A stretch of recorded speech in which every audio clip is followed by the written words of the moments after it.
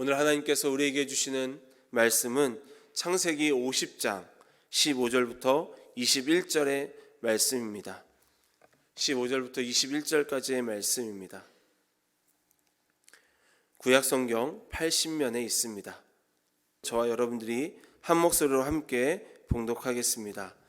요셉의 형제들이 그들의 아버지가 죽었음을 보고 말하되 요셉이 혹시 우리를 미워하여 우리가 그에게 행한 모든 악을 다 갚지나 아니할까 하고 요셉에게 말을 전하여 이르되 당신의 아버지가 돌아가시기 전에 명령하여 이르시기를 너희는 이같이 요셉에게 이르라 내 형들이 내게 악을 행하였을지라도 이제 바라건대 그들의 허물과 죄를 용서하라 하셨나니 당신 아버지의 하나님의 종들인 우리 죄를 이제 용서하소서 하며 요셉이 그들이 그에게 하는 말을 들을 때에 울었더라.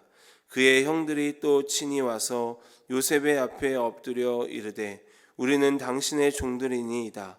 요셉이 그들에게 이르되 두려워하지 마소서 내가 하나님을 대신하리이까. 당신들은 나를 해하려 하였으나 하나님은 그것을 선으로 바꾸사 오늘과 같이 많은 백성의 생명을 구원하게 하시려 하셨나니 당신들은 두려워하지 마소서 내가 당신들과 당신의 자녀를 기르리이다 하고 그들을 간곡한 말로 위로하였더라. 아멘. 지난 시간에 야곱이 12아들에게 대하여 미래에 대한 예언을 했다면 오늘은 야곱의 죽음과 요셉의 죽음이 담겨있는 말씀입니다. 요셉이 아들들에게 미래에 대한 예언을 한 후에 자신에 대한 유언을 남기고 죽었습니다. 그것이 49장 33절에 기록되어 있습니다.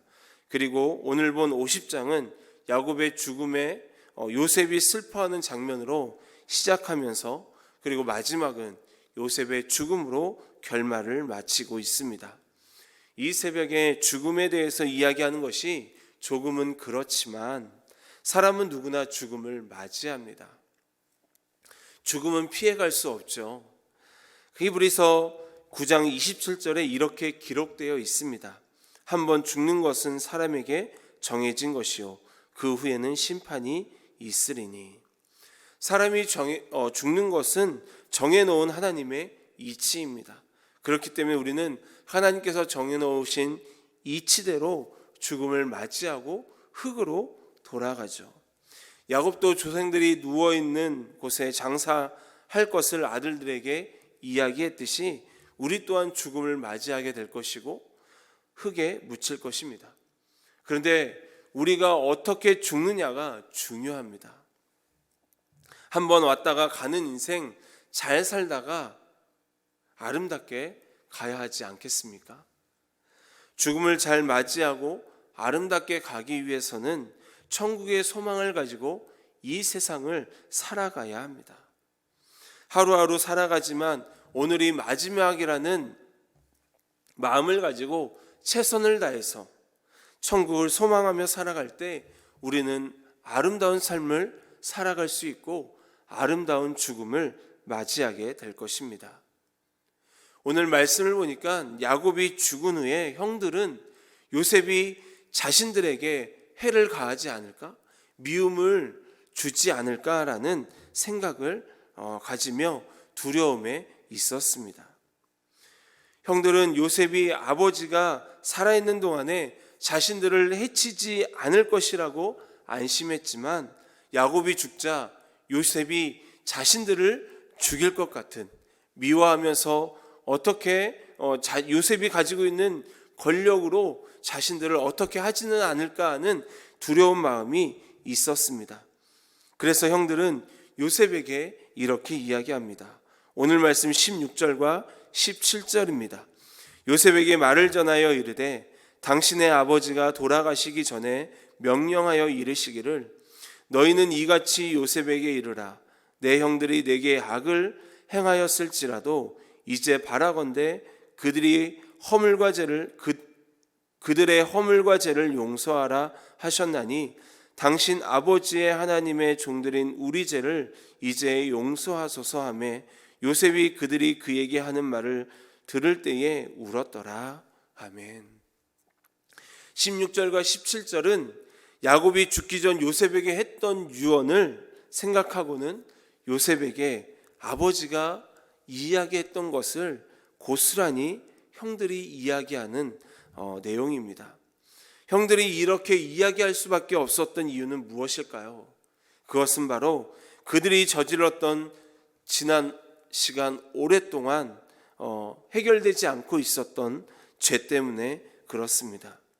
아버지 야곱이 살아있을 때에는 그래도 아버지 등에 숨어서 보호를 받고 있었지만 야곱이 죽은 후에는 이제는 보호받지 못할 것이라는 그 생각에 요셉에게 죄를 지었던 지난날로 인해 요셉이 이제는 우리에게 해를 가하지 않을까라는 그런 생각으로 아버지의 유언을 요셉에게 이야기했던 것입니다.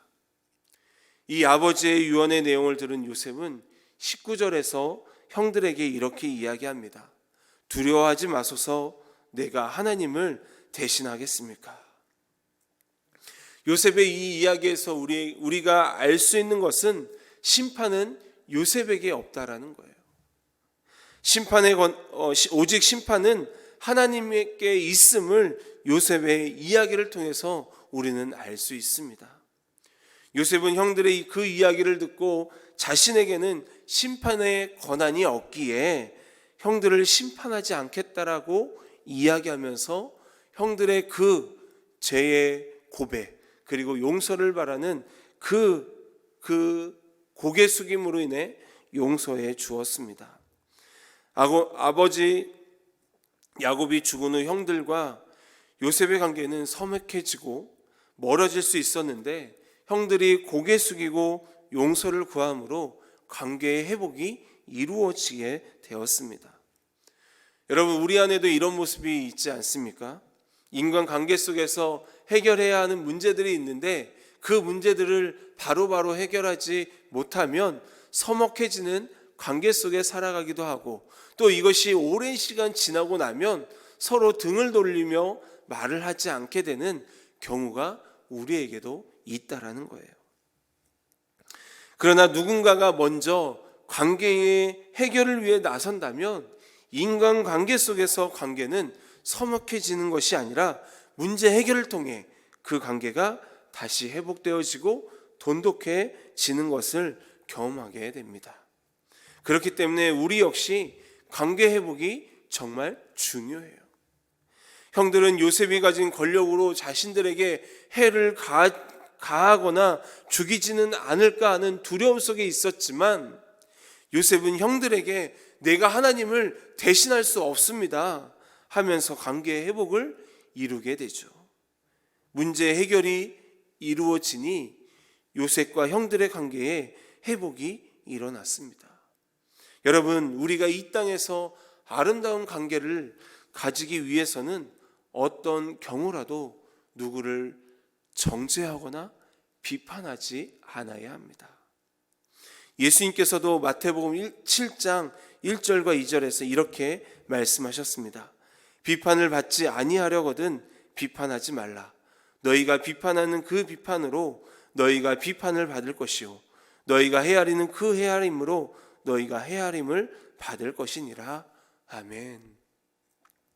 예수님께서 우리에게 가르쳐 주신 것은 어떤 경우라도 비판하지 말라는 것입니다. 우리는 그 가르침에 응답하고 이 땅에서 비판하지 않고 살아가야 합니다.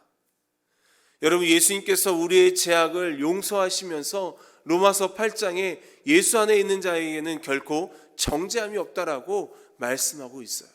즉 우리 역시 누군가의 잘못에 대해 비판하거나 정죄할 이유가 없다라는 것입니다. 왜요? 예수님도 우리의 죄악에 대해 비판하거나 정죄하지 않았기 때문입니다. 우리는 늘 부족한 자들이에요. 우리는 부족함을 가지고 살아가는 자들입니다.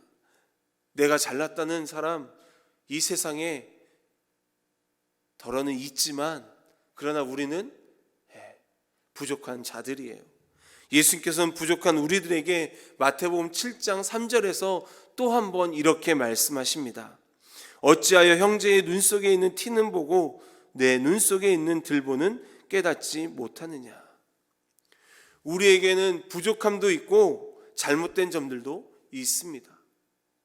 내 안에 있는 들보는 보지 못하고 다른 사람의 티, 잘못됨을 보고 그 사람을 우리는 비판하기도 하죠. 그러나 주님의 가르침은 나에게나 너에게나 들보가 있다라는 거예요. 그렇기 때문에 우리의 관계가 아름답기 위해서는 서로를 인정하고 서로의 잘못을 보듬어주고 위로해 주어야 합니다. 여러분, 사랑은 허다한 죄를 덮습니다. 믿습니까? 아멘. 이것은 제가 하는 말이 아니에요. 성경에 기록되어 있는 하나님의 말씀입니다. 베드로전서 4장 8절에 이렇게 기록되어 있습니다. 무엇보다도 뜨겁게 서로 사랑할지니 사랑은 허다한 죄를 덮느니라. 아멘. 아름다운 관계의 회복은 사랑으로부터 비롯됩니다. 요셉이 그랬습니다. 사랑으로 형들의 잘못을 덮었어요. 그리고 그들을 위로했습니다. 어떻게요? 오늘 말씀 21절입니다. 당신들은 두려워하지 마소서. 내가 당신들과 당신들의 자녀를 기르리이다 하고 그들을 간곡한 말로 위로하였더라. 형들은 요셉과의 관계가 회복되고 난 이후 마음이 편해졌을 것입니다.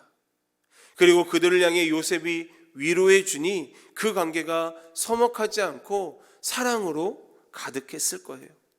요셉이 형들을 위로하고 사랑으로 가득하게 되고 우리 모두를 이렇게 구원한 것이 모두 하나님의 은혜임을 요셉은 잊지 않았습니다. 그래서 오늘 말씀 20절에 요셉은 이렇게 고백합니다. 하나님께서 선으로 모든 것을 바꾸셔서 오늘과 같이 많은 백성의 생명을 구원하게 하셨습니다. 여러분, 요셉의 이 고백은 그냥 나온 것이 아니죠. 요셉의 이야기를 나누면서 여러 번 여러분에게 말씀드렸듯이 요셉은 자신이 살아온 가정들 속에서 하나님의 섭리를 느꼈고 자신이 애굽 총리로 살아가는 건 역시 하나님의 섭리 속에서 이루어진 일이었음을 알고 있기에 이런 고백을 할 수 있었던 거예요. 모든 것은 하나님께서 하셨습니다. 우리에게도 이런 고백이 있길 원합니다. 요셉은 형들이 자신에게 한 일을 통해 젊은 시절을 불행하게 보냈지만 그것 때문에 애굽 총리가 되었어요. 요셉은 형들이 한 일들로 하나님께서 선으로 바꾸셔서 많은 사람을 구원하게 하셨다라고 고백하셨음을 믿었습니다. 모든 것이 하나님의 은혜이고 하나님의 사랑이고 모든 것이 하나님의 능력이었음을 요셉은 알았습니다. 그래서 요셉은 하나님께서 하셨습니다라고 계속적으로 고백할 수 있는 것입니다. 우리 역시 요셉의 고백처럼 모든 것은 하나님께서 하셨습니다라고 고백하며 살아가길 소망합니다. 분명 하나님께서는 우리의 모든 어렵고 힘든 그 과정들, 그 삶 속에서 정말 모든 것을 선으로 바꾸셔서 우리에게 기쁨과 감사로 바꾸게 하실 줄 믿습니다. 하나님께서 하실 일에 기대하며 살아가는 우리가 되길 원합니다. 하나님께서 하실 일에 대해 우리는 다 알 수는 없지만 그럼에도 하나님께서 하실 일을 기대하며 살아갈 때 우리에게는 소망이 있습니다. 그리고 기쁨이 있고요, 감사가 있고요, 그 힘듦을, 그 어려움을, 그 고통을 이겨낼 힘이 있습니다. 여러분, 요셉이 그랬어요. 모든 것이 하나님이 하실 것임을 믿고 깨달았을 때, 하나님만 신뢰하고 믿었을 때 정말 하나님이 모든 과정을 이끌어 가셨고 그 고통스러운 그 어려움을 선으로 바꾸어 가셨습니다. 그랬을 때 모든 사람의 생명을 구원하게 하셨다라고 요셉이 고백합니다. 오늘 이 시대를 살아가는 우리도 모든 것이 하나님의 손길에 있음을 기억하길 원합니다. 모든 것이 하나님의 섭리 가운데 있음을 기억하길 원합니다. 하나님께서 하실 일을 기대하며 하나님께 소망을 두고 살아가는 우리 모두가 되길 축복합니다. 또한 사랑으로 허다한 죄를 덮는 우리가 되길 원합니다. 가족과 형제, 자녀들과의 관계 속에서, 그리고 우리의 이웃들과의 관계 속에서 풀지 못한 것들이 있다면 하나님의 사랑으로 풀어갈 수 있는 우리가 되길 소망합니다. 그래서 모든 것을 선으로 바꾸시는 하나님께서 우리 안에 역사하셔서 합력하여 선을 이루게 하실 줄 믿습니다. 그러므로 오늘도 우리의 삶이 주님을 의지하고 신뢰함으로 하나님께서 하실 일을 기대하고 모든 것을 선으로 바꾸시고 모든 관계를 회복시켜 가실 그 주님을 기대하면서 모든 것은 하나님께서 하셨습니다라고 고백하며 살아가는 저와 여러분이 되길 주님의 이름으로 간절히 축원합니다. 기도하겠습니다. 사랑의 하나님, 감사합니다. 오늘도 주님을 신뢰하고 의지하며 살아가는 우리의 삶이 되게 하여 주옵소서. 예수님이 가르쳐 주신 그 말씀들을 기억하며 비판하지 말라는 말씀과 내 눈에 들보는 보지 못하고 다른 사람의 티는 보느냐라는 이 말씀을 기억하며 우리의 부족함을 인정하고 또한 누군가를 정죄하고 비판하기보단 그들의 허물을 덮어주는 우리의 삶이 되게 하여 주옵소서. 하나님의 사랑을 이 땅에서 실천함으로 사랑은 허다한 죄를 덮는다라고 말씀하고 있듯이 그 말씀을 실천하며 살아가는 우리 모두의 삶이 되게 하여 주옵소서. 오늘도 우리의 관계가 하나님의 은혜 속에서 회복되어지고 해결되어져서 이 모든 것이 합력하여 선을 이룬 것은 다 하나님께서 하신 것이라는 고백을 하며 살아가는 우리 모두의 삶이 되게 하여 주옵소서. 예수님의 이름으로 기도합니다. 아멘.